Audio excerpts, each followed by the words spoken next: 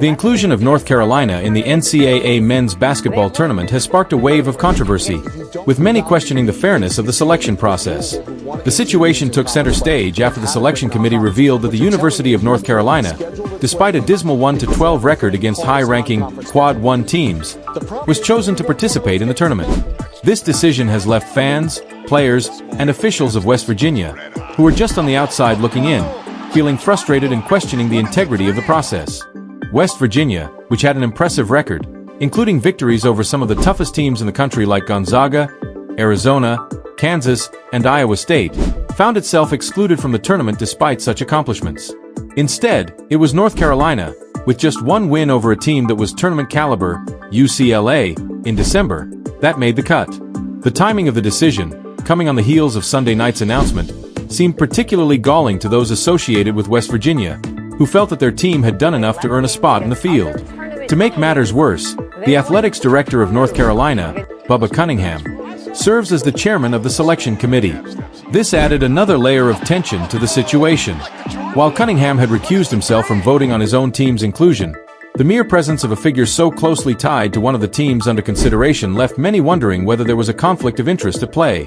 The question on everyone's mind was, does the selection process, with Cunningham in such a prominent role, still appear fair to the public? Dan Wolken, the author of the article, makes it clear that he holds no personal doubts about Cunningham's integrity, having known him for over 15 years. He respects Cunningham's character and professionalism, asserting that there's no evidence of foul play on his part. Cunningham himself reiterated that he followed the correct procedures and steps in the selection process, and that all members of the committee worked diligently and independently.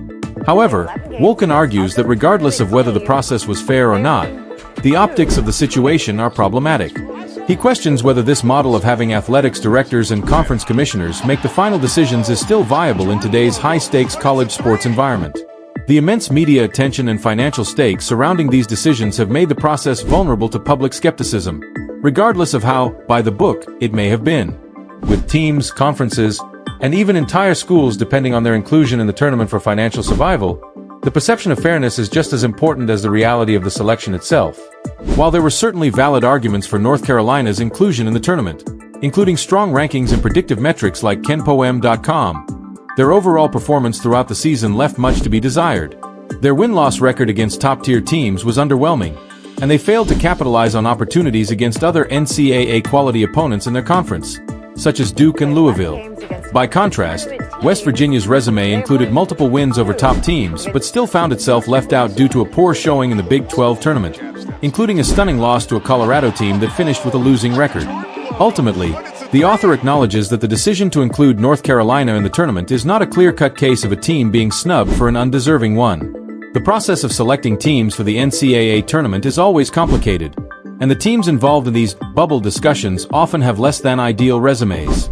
It's a difficult job for the selection committee, and every year, the final spots in the field are often determined by the slimmest of margins.